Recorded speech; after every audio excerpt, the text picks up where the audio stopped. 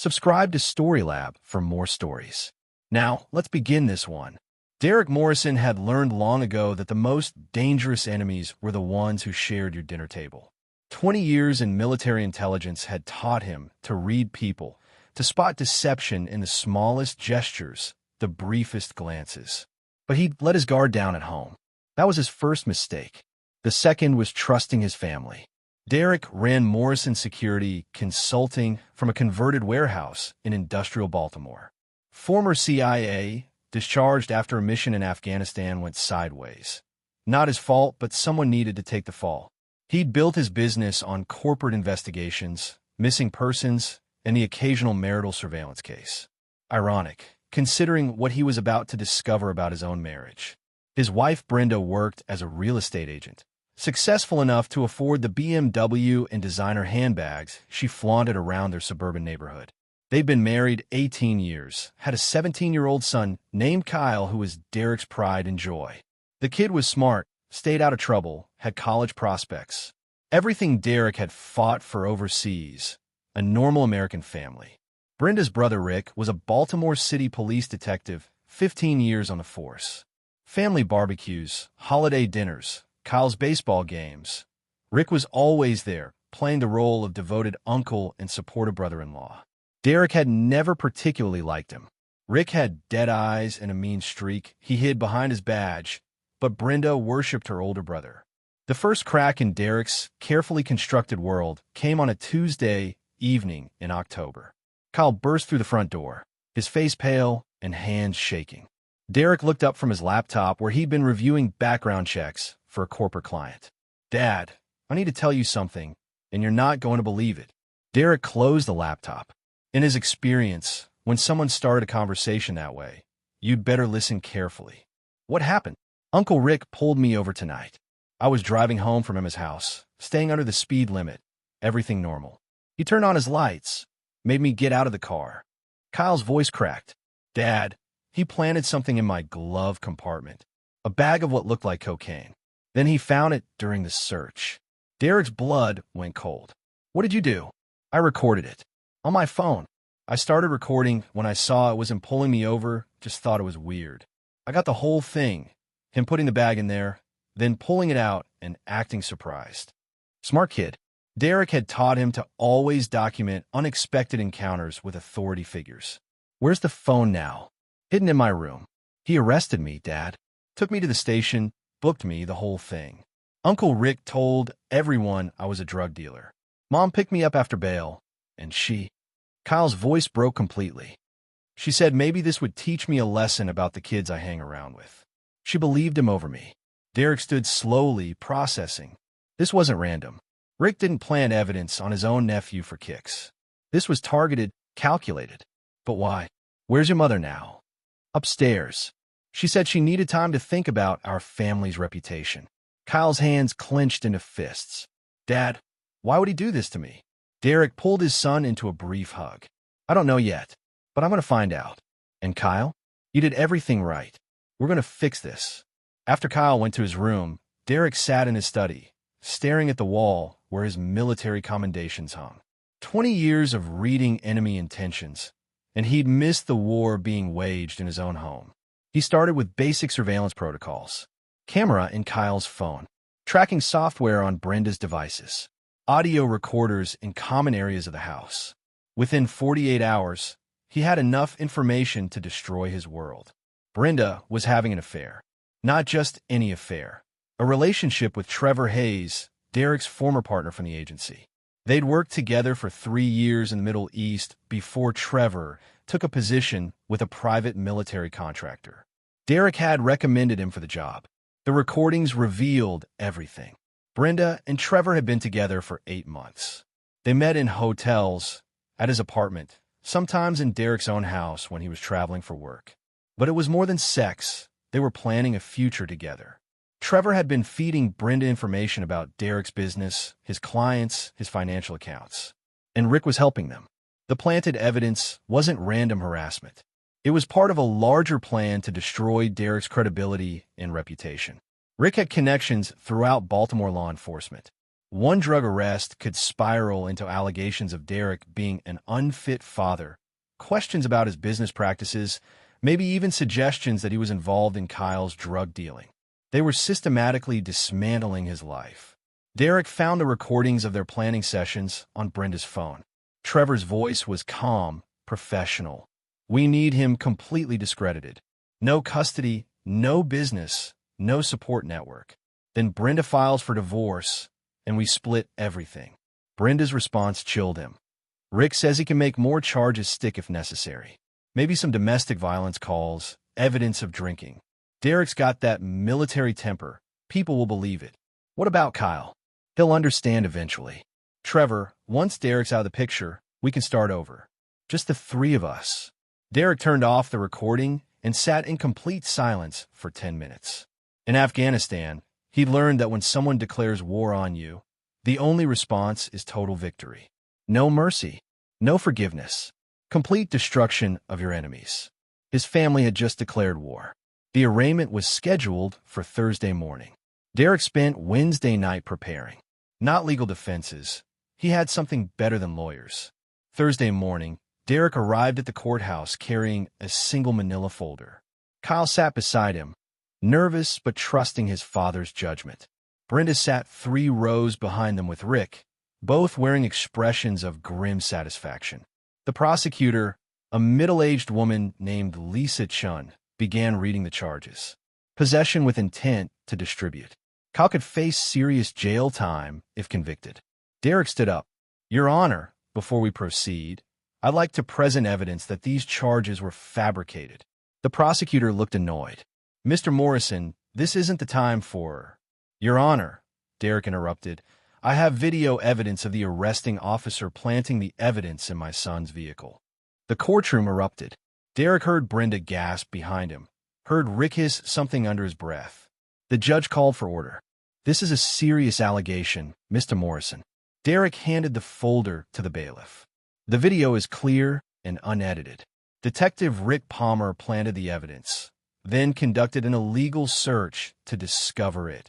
As the video played on the courtroom screen, Derek watched Rick's face turn white. The evidence was undeniable. Kyle's phone had captured everything from the perfect angle. The charges were dismissed within 20 minutes. Rick was escorted out by internal affairs investigators who'd been called to the courthouse. Brenda followed him, shooting Derek a look of pure hatred. Derek had won the first battle, but he knew the war was just beginning. That evening, Trevor showed up at Derek's house.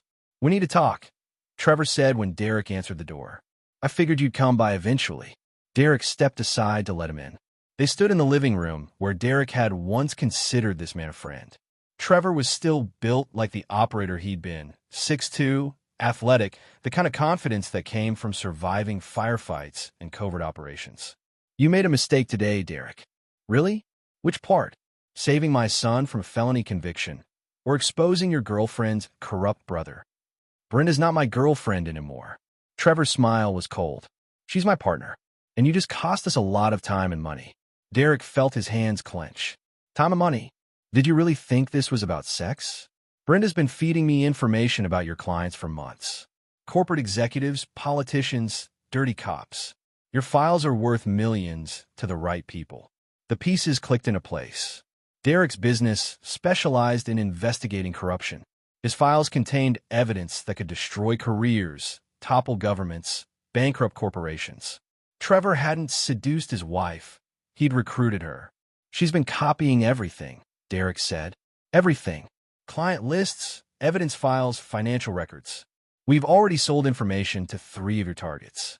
They paid very well to know what you had on them. Derek's mind raced through the implications. His clients trusted him with their most sensitive information. If that trust was broken, his business was finished. Worse, some of his files contained information that could get people killed.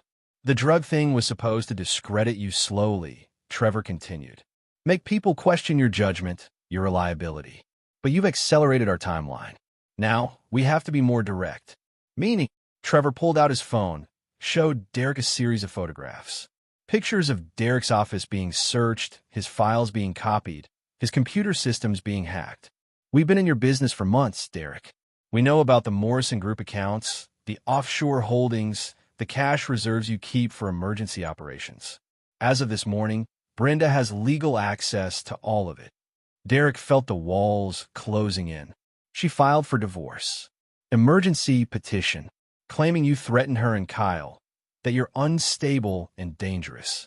Rick provided supporting testimony about your violent reaction to Kyle's arrest. Brenda's got a restraining order and control of all marital assets pending the hearing. The brilliance of it was almost admirable. They'd turned his victory in court into evidence of his instability.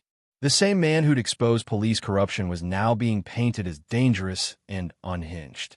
You've got 48 hours to clear out of this house, Trevor said. Brenda's moving back in tomorrow with her new security detail. Security detail? Some of my former colleagues. Military contractors. They'll be here to protect her from her dangerous ex-husband. Trevor headed for the door, then stopped. Derek, you taught me well in Afghanistan. Always have an exit strategy. You just never thought you'd need one for your own family. After Trevor left, Derek sat in his kitchen for an hour, planning. They'd been thorough, professional, but they'd made one critical error. They declared war on Derek Morrison, and Derek Morrison had never lost a war. Over the next week, the attacks escalated. Derek's business clients began canceling contracts after receiving anonymous packages containing evidence of Derek's instability. His bank accounts were frozen pending the divorce proceedings. Someone, almost certainly Rick's police contacts, began investigating Derek for tax evasion, weapons violations, and potential espionage charges related to his government work. Derek moved into a small apartment, paying cash from emergency funds Trevor hadn't discovered. He watched as Brenda moved back into their house with 3 armed contractors. Kyle was staying with Brenda's parents, forbidden from contacting Derek under the restraining order. They were destroying him systematically, professionally. Derek had to admit it was impressive. But while they'd been busy dismantling his life, Derek had been busy too. Derek's counterattack began on a quiet Sunday morning 3 weeks later. Trevor Hayes woke up in his downtown apartment to find Derek sitting in his kitchen, drinking coffee. Security systems decent, Derek said conversationally. But you always did rely too much on technology over human intelligence. Trevor reached for the gun he kept in a kitchen drawer. Derek held up the weapon. Looking for this? How did you get in? Same way I got into enemy compounds in Fallujah. Same way I got into cartel safe houses in Colombia. You remember my skill set, Trevor. Trevor backed against the wall. Derek, whatever you're thinking, I'm thinking about Afghanistan. Remember that village outside Kandahar? The one where our interpreter sold us out to the Taliban. Derek set down his coffee. You wanted to just transfer him. I wanted him dead. You said I was too brutal. That was different. Was it? Because he betrayed us to our enemies, just like you did. And just like him, you're going to pay for it. Derek stood up, and Trevor saw something in his eyes that made him step back. This wasn't the Derek he'd known. This was the operator who'd earned his reputation in the darkest corners of America's foreign wars. Here's what's going to happen, Derek said quietly. You're going to transfer every dollar you stole from my clients back to my accounts. You're going to provide me with documentation of every file you copied, every person you sold information to, and then you're going to disappear. I can't just. Derek moved faster than Trevor could react. One moment they were talking, the next Trevor was on the floor with Derek's knee on his throat. Do you remember what I did to that Taliban cell leader who tortured our people? Derek's voice was perfectly calm. I'm older now, but my hands still work the same way. Trevor nodded frantically. Good. You have 6 hours. Derek's next stop was the Baltimore Police Department. Rick Palmer was at his desk, suspended pending internal affairs investigation, but still defiant. He looked up as Derek approached. You're not supposed to be here, Morrison. Restraining order, remember? The restraining order applies to my wife and son, not you. Derek sat down across from Rick's desk. We need to discuss your retirement. Rick laughed. Retirement? I've got 15 years on the force. I'm not going anywhere. Derek placed a tablet on the desk. Press play. Security footage filled the screen. Rick taking money from Trevor. Rick discussing ways to fabricate evidence against Derek. Rick talking about eliminating the problem permanently. Where did you get this? Trevor's apartment. Professional contractors always document their operations for liability purposes. You should have known that. Derek leaned back in his chair. Here's your choice, Rick. Resign from the force today, or I release this video to Internal Affairs, the FBI, and every news station in Baltimore. You're bluffing. Am I? You planted drugs on a minor. You took bribes from a foreign contractor. You conspired to commit fraud and identity theft. How many federal crimes is that, detective? Rick's face had gone pale. What do you want? Your resignation. Today. And a full confession about everything you did to help Trevor and my wife. I won't do it. Derek smiled, and Rick felt his blood freeze. Then we'll do this the hard way. Derek pulled out his phone, made a call. It's done. Release everything. Within an hour, Rick's phone was ringing constantly. Internal Affairs, FBI, local news stations. Someone had leaked not just the video, but a complete dossier of Rick's corruption going back years. Evidence of planted drugs, false arrests, stolen evidence, bribery. Derek hadn't just gathered evidence for his own case. He compiled a complete investigation of Rick's career. By evening, Rick Palmer was under federal indictment. But Derek saved the best for last. Brenda was hosting a dinner party at their house, Derek's house, when he arrived. Through the windows, he could see her entertaining friends, playing the role of the wronged wife whose dangerous husband had threatened her family. Derek knocked on the front door. One of Trevor's contractors answered. Mrs. Morrison isn't seeing visitors, the man said. That's fine, Derek replied. She can see me from in there. He held up a speaker, press play. Brenda's voice filled the evening air, loud enough for everyone inside to hear. Derek's so stupid, he has no idea what we're doing.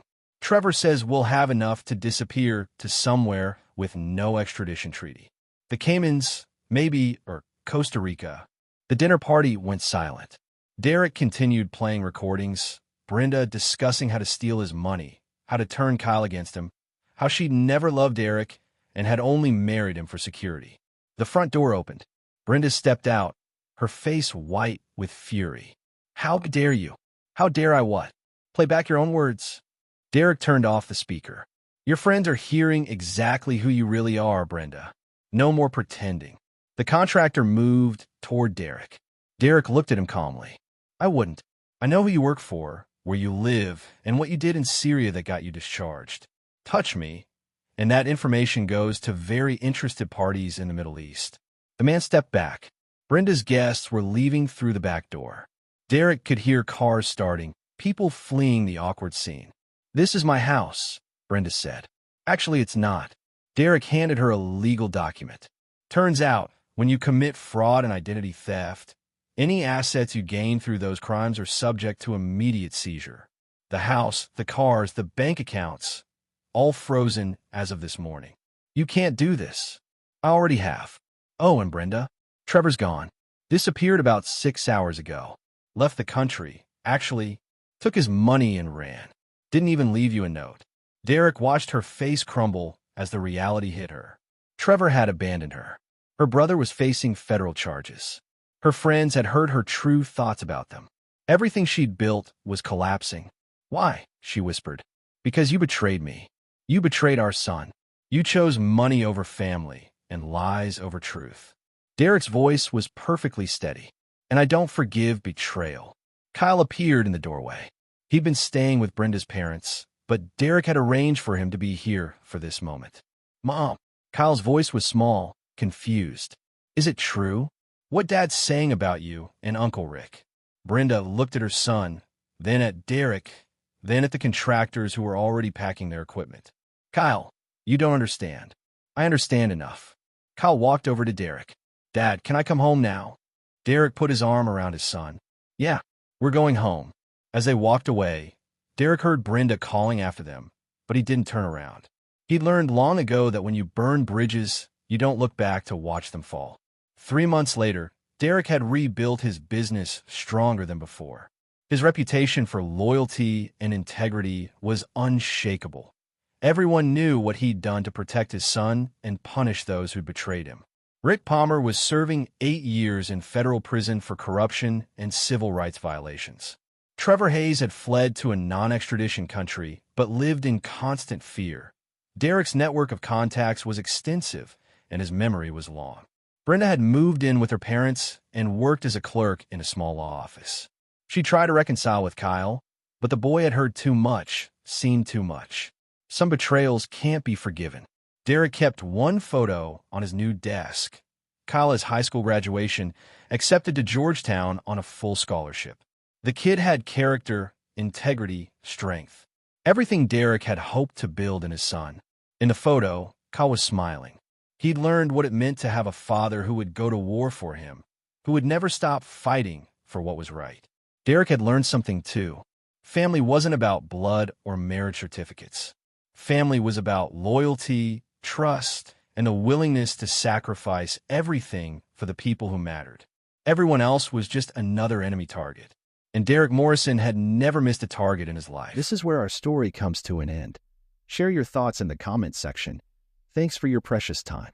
If you enjoyed this story, then please make sure you subscribe to this channel. That would help me a lot. Click on the video you see on the screen, and I will see you there.